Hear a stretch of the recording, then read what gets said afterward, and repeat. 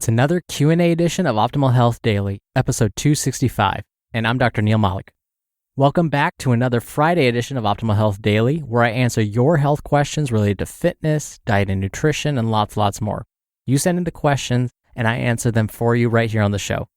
And actually, we give away a book to a random person who has submitted a question every single month on the first of the month, and that's coming up soon. So if you want to be in the raffle, send me a question. I'll let you know how to do that right after today's Q&A. And don't forget, this Monday, that's July 24th at 3 p.m. Pacific Standard Time, I'm going to be on the Brian Copeland Show for his Motivation Monday segment. I'm going to share my top 5 tips for selecting healthier fast food options. The Brian Copeland Show is on KGO Radio, AM 810 in San Francisco, California. If you live nowhere near there or not even in the Pacific Standard Time Zone, don't worry about it. You can listen live at kgoradio.com. And you can always listen to Brian's episodes by finding him in the podcast app of your choice. Again, that's Brian Copeland. And you can find more information on his website, briancopeland.com. Oh, and I just realized I haven't given you an inspiring quote as of yet this week. And I feel this quote is perfect for today's Q&A. Quote, "A goal is a dream that has an ending." Duke Ellington. And now let's hear today's question as we optimize your life. I need to lose 50 pounds. What is the best approach for me to achieve these goals? Hi, Michelle. Thank you for the question. It sounds like you were out and about, and as you likely know, movement is very important when it comes to weight loss. For anyone else listening to this episode, know that the recommendations I'm about to give can be applied to anyone trying to lose weight, not just someone looking to lose 50 pounds or more. So here we go. We really need to approach weight loss from different angles. This is, of course, not to overwhelm you, but to help kick the you-know-what out of those unwanted pounds. Because when we look at the causes of weight gain and the best methods for weight loss, it really comes down to doing a few things consistently. Keep that in mind, the key word being consistently. Number 1, calorie control. Yes, this is still the best way to begin shedding pounds. For those who believe you really don't need to cut back on calories, but instead feel that increasing the calories you burn during your workouts will do the trick, you would be mistaken. Let's do some quick math, shall we? Say you're currently doing cardio 5 days a week for 30 minutes each session. Since it sounds like you were walking when you submitted your question, Michelle, I'll use that as the form of cardio for this example. Most folks will burn between 65 and 100 calories during a 30-minute session. Why such a large discrepancy, though? Well, the number of calories you burn during exercise is very dependent on not only the intensity and duration, but your age, your gender, your current level of fitness, your body composition, and all sorts of other factors. But again, the bottom line here is, if you're lucky, you'll burn 100 calories at the most. That's 30 minutes of your hard work, and you'll only burn 100 calories if you're lucky. But on the flip side of that coin, what if instead of having 2 cans of soda today, you had just 1? By doing that, you just removed about 150 calories from your diet with very little effort.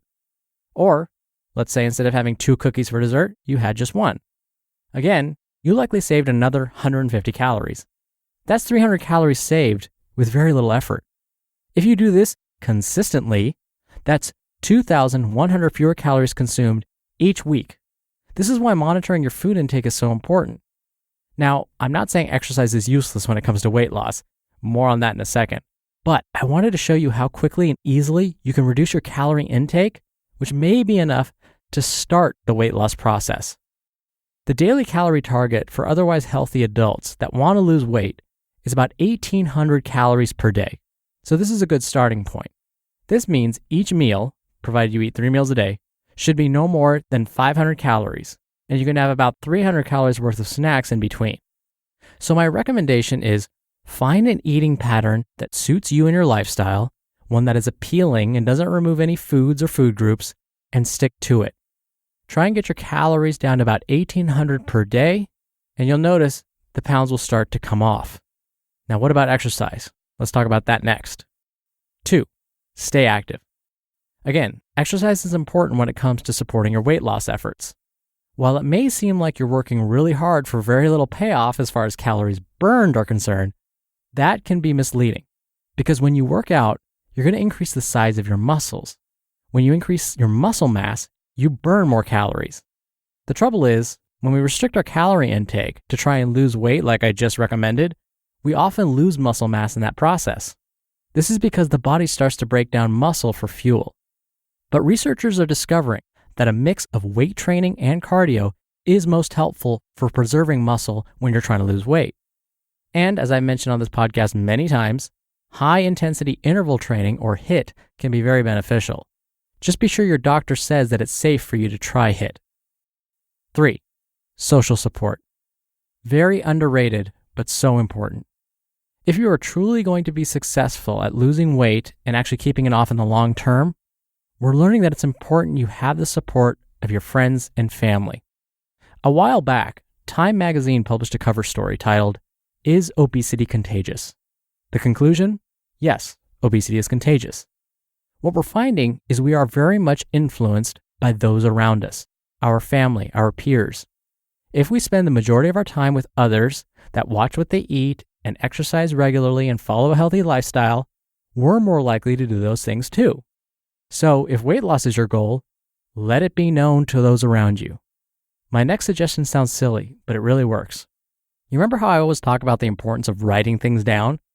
Well, here's another example of why that comes in handy. If you're trying to lose weight, write out a contract. Something like, over the next 30 days, I will consume 1,800 calories each day and exercise at least 3 days a week. Whatever you decide will best get you started on the journey. Then, once the contract is complete, it doesn't have to be very long. It could be one paragraph even. Sign it and date it. Not only that, but have a witness read it. Have them sign and date it as well. Then, keep this signed contract in plain sight somewhere. Your refrigerator, your bathroom mirror, your computer monitor at work, someplace you and your family will see it as a constant reminder. They've actually studied the effectiveness of writing out a self-contract. And guess what? It's shown to be very, very helpful. 4. Don't underestimate the power of your environment. I know there were a couple of double negatives in there, but basically, think about your environment. This step is probably one of the easiest to accomplish, but very few actually do this. As soon as you can, open up your refrigerator and your pantry and take a good long look at the foods you see. I'm guessing that the foods that first catch your eye are those that you've been trying to avoid. If that's the case, don't throw them out. Simply move those foods to the back of the shelf or to a very low or very high shelf. Out of sight, out of mind. It really works, trust me. Then, move those foods that you want to consume more often to the front and right at eye level. Take those vegetables out of the crisper drawer in your refrigerator and put them right at eye level at the front of the shelf. Then, watch the magic happen. 5. As the great Mark Twain once said, quote, "Quitting smoking is easy. I've done it 1,000 times." End quote. His point is oh so important. Sometimes losing the weight is the easy part. It's maintaining it that can be the real challenge. After a while, the novelty of the journey begins to wear off. Life gets in the way. Your workout routine is becoming monotonous. You hit a plateau and the weight stops dropping. The cure for any and all of these potential setbacks is to keep a food journal. You heard right. Keep a daily food journal. The moment you start to feel like you're slipping, immediately start writing down what you ate and drank, how much you ate and drank, the time, and the location of your meals and snacks. Be patient with yourself too. You will have those little lapses where you missed a workout or went to a social event and ate too much. That's okay. It happens. Those little blips likely won't affect your weight loss goals. If it becomes a pattern, that's when the weight will begin to creep back up. But these one-offs here and there, that's okay. Consider this analogy. Remember the last time you were driving around and chose not to use Google Maps or Waze and decided you're going to wing it? For some of us, we may have gotten a bit lost along the way and backtracked a little. But eventually, we succumbed and punched the address into an app, and we eventually got to our destination. Keeping a food journal is your Google Maps on your weight loss journey.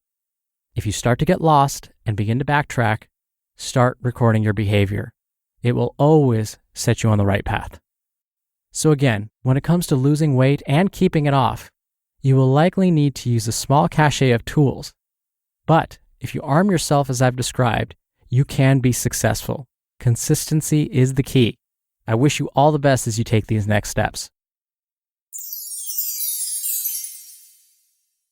Thank you again for the question, Michelle. You'll be entered into a very small raffle on the first of every month to win a book. And if you want to be in the raffle, send in a question. Just come by oldpodcast.com.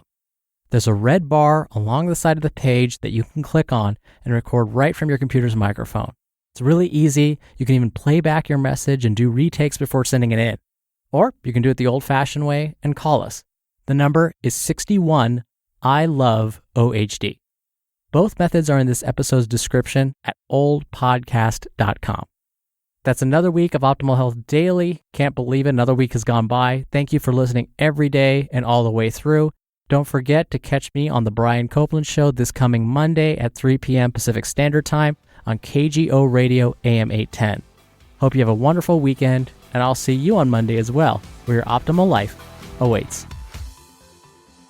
Hello, Life Optimizer. This is Justin Malik, creator and producer of this show and Optimal Living Daily, the brother podcast of this one. Literally, I'm Dr. Neil's brother. If you like the format of this show, you'll love Optimal Living Daily too, where I also read to you from blogs, but cover other topics like personal development, finance, and minimalism from bloggers like Derek Sivers, The Minimalists, Zen Habits, and many more. So for more amazing content read to you for free, come subscribe to Optimal Living Daily too, and together we'll optimize your life. You've been listening to Optimal Health Daily. Be sure to hit the subscribe button to stay up to date on each new episode, and head to oldpodcast.com. That's oldpodcast.com for a free gift, as well as more actionable tips and resources to help you maximize your potential. Thanks for joining us, and remember, your optimal life awaits.